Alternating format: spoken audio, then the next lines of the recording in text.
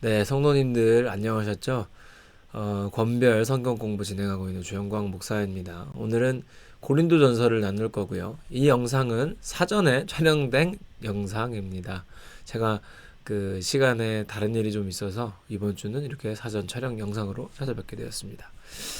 네, 오늘 고린도전서를 지금 나눌 거고요. 담임 목사님이 이미 강의를 시작하셨는데 제가 지난주에 강의 진행을 못 해가지고 조금 늦어진 점에 대해서는 죄송한 말씀을 드리고요.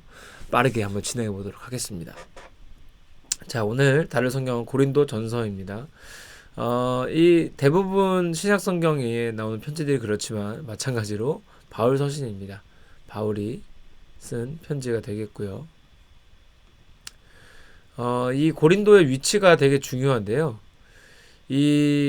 지금 지도가 작아서 좀 안 보이긴 하지만 이 고린도는 굉장한 항구 도시입니다. 여전히 굉장한 항구 도시인데, 항구 도시는 뭐냐면 결국은 여러 인종, 여러 사람들이 함께 사는 곳이면서도 또 무역의 중심지이기 때문에 돈이 많다는 거예요. 그래서 고린도는 굉장히 부자 도시입니다. 부자 도시였고 여러 명의 사람들이 살고 있고 또 여러 종류의 사람들이 살고 있는 곳이 바로 고린도였습니다. 그런데 이런 무역지들의 특징이 있는데 그 특징들 때문에 고린도 교회가 어려움을 겪게 됩니다. 우리가 추후에 좀 자세히 나눠보도록 하고요. 저작 시기는 주 54년에서 55년경으로 봅니다. 이게 여러분 잘 감이 안 오실 수 있는데요. 이게 우리가 지금 2021년이죠. 그러면 2021이죠. 이거를 4개로 하면 빵빵54인 겁니다. 그러니까 얼마나 옛날인지 감이 잘 오시나요? 그렇게 하니까 오히려 더 감이 안 오시나요? 정말 아주 옛날 이야기죠. 그런데 놀랍게도 이 55년경에 적어진 이 고린도 전서가요. 당대 신앙인들에게, 자, 설명해 갈게요. 신앙생활의 실생활을 적용하기 위해 쓰여진 책인데 어떻게 신앙을 삶에 적용할 것인가를 잘 다룬 책이 고린도 전서입니다. 가장 실용적인 책인데, 자, 문제는 뭐라고요? 54년, 55년에 살던 고린도 교회 성도들 뿐만 아니라 지금 우리한테도 너무 필요한 책이 바로 고린도 전서입니다. 여전히 우리에게도 실용적인 책이 바로 고린도 전서인데, 내용을 한번 살펴보면서 나눠볼게요. 자, 고린도 교회에는 문제가 있었어요. 어떤 문제가 있었냐면, 일단 교회 안에 분열이 있었습니다. 자기가 좋아하는 사역자들을 따라서 파가 생긴 거죠. 그래서 바울파, 베드로파, 그리스도파, 아볼로파 이렇게 해가지고 고린도 교회에서 사역을 열심히 했던 사람들, 그리고 아니면 자기들이 알고 있는 사람들을 막 따르는 무리들이 생기면서 누가 최고야 하는 거죠. 이거는 그냥 딱 들어도 문제지 않습니까? 교회는 하나님으로 하나 되어야 하는 곳인데 마치 예수 그리스도도 하나의 분파처럼 되어서 교회 안에 분열이 일어나고 있었고요. 두 번째는 성적 문제. 이게 자녀의 성적 문제가 아닙니다. 성적인 문제. 그러니까 젠더한 문제를 말하는 건데요. 이게 뭐냐면 항구 도시, 지금 우리나라도 여러분 그래요. 그 동탄역 근처를 저희가 좀 잘 주시해야 되는 이유가 뭐냐면 터미널 앞이나 기차역 앞에 모텔이나 이런 거 굉장히 많은 거 아시죠? 여러 가지 이유에서 그런 것들이 많이 있지만 대부분 이 교통이 발달하는 곳에 퇴폐적인 문화가 함께 자리 잡는 것이 일반적입니다. 그래서 저희 나라만 그런 게 아니라 이 당시에도 그랬던 거죠. 무역이 활발한 도시고 배가 많이 다니고 유동인구가 많은 곳이다 보니까 성적으로 굉장히 문란한, 야, 너 고린도 사람처럼 산다라는 말이 너 성적으로 문란하다라는 말을 대신할 정도로 아주 만연한 문제였던 것이 바로 고린도 교회의 성적 문제입니다. 그래서 바울이 이 문제를 해결하는 과정을 우리가 보면요. 여전히 우리에게도 동일하게 적용해야 되는 부분들이 있구나라는 것들을 배우게 되실 겁니다.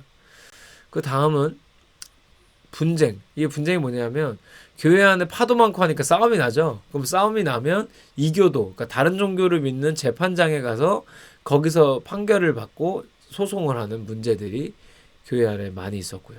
나쁜 건 다 했어요. 하여간. 그리고 마지막 재물 문제와 음식 문제인데요. 이게 연결이 되기도 하고 안 되기도 하는 문제인데, 재물 문제는 뭐냐면 고린도 안에는 여러 종류의 사람이 있다 그랬죠. 그러니까 여러 종류의 신들이 있어요. 이들이 믿고 있는 각자의 신들이 있고 신전이 있고, 아까 빼먹었는데 신전들이 있기 때문에 신전에는 저번에도 말씀드렸다시피 그 당시에는 타 종교에는 성창들이 있었어요. 그러니까 신전 안에 있는 창녀들.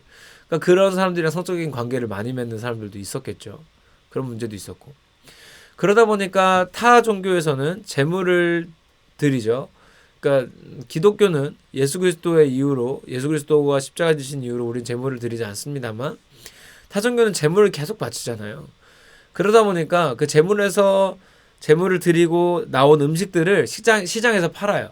그래서 이거를 먹어도 되냐 안 되냐에 대한 논쟁들이 교회 안에 또 있었고요. 음식 문제는 무엇이냐면 이 당시에 여러분 초대교회가 관련된 이 바울 서신 이 사도행전 이 시기에 나오는 교회들에서 그들이 뭐 떡을 떼기에 힘썼더라라고 나오면은 그거 진짜로 떡만 먹은 게 아니고요. 예배한 겁니다.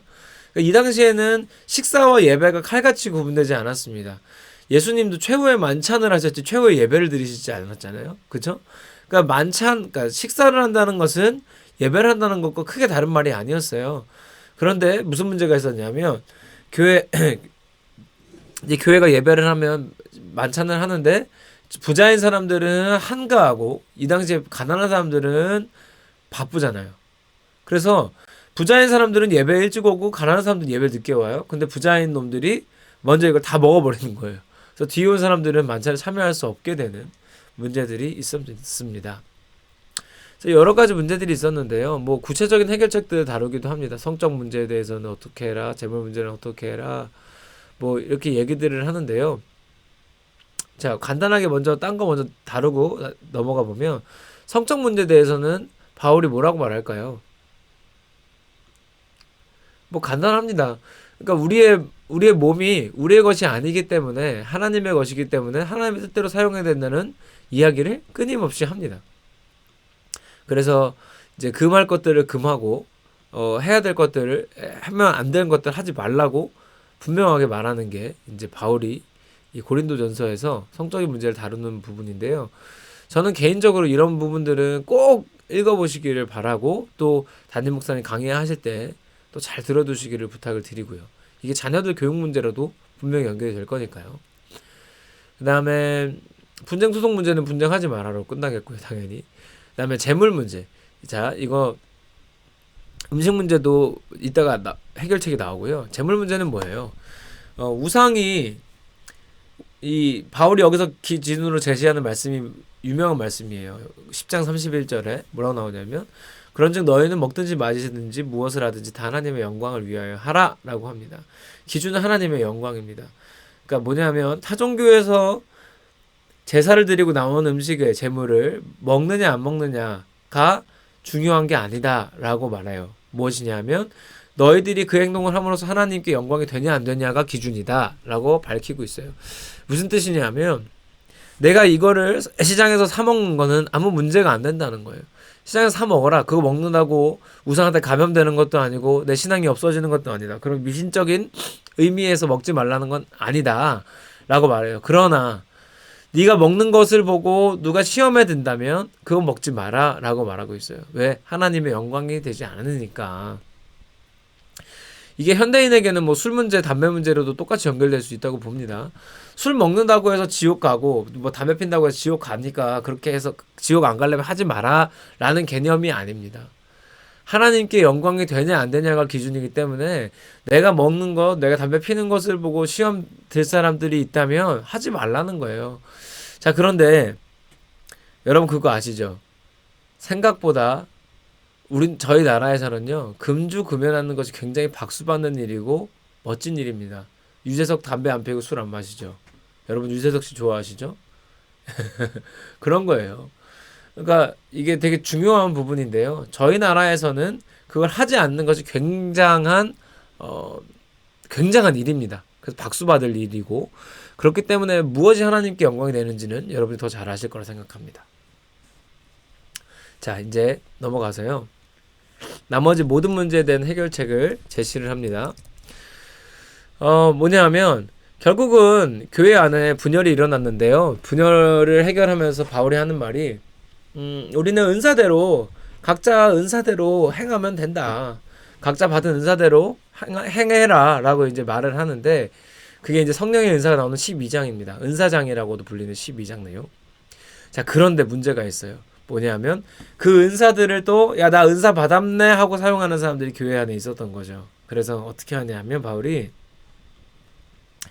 그러나 그 모든 은사는 사랑 안에서 행해라 라고 말합니다. 그래서 바울은 고린도전서에서는 계속해서 기준을 주는 것 같아요. 하나님께 영광을 위해서, 혹은 사랑이라는 틀 안에서 해라. 그래서 사랑을 아주 강조하면서 한 장을 할애해서 사랑에 대해 설명을 합니다.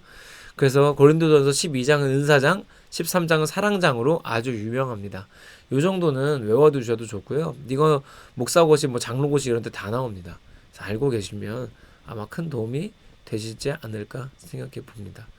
그래서 고린도전서는 앞서 말씀드린 대로 가장 실용적인 책이다. 제가 이 모든 구체적인 내용을 다루기에는 시간적인 압박이 있기 때문에 다룰 수 없지만, 여러분 목사님 설교 통해서 더 큰 은혜, 또 알고 듣는 기쁨을 누리시기를 간절히 바랍니다. 감사합니다.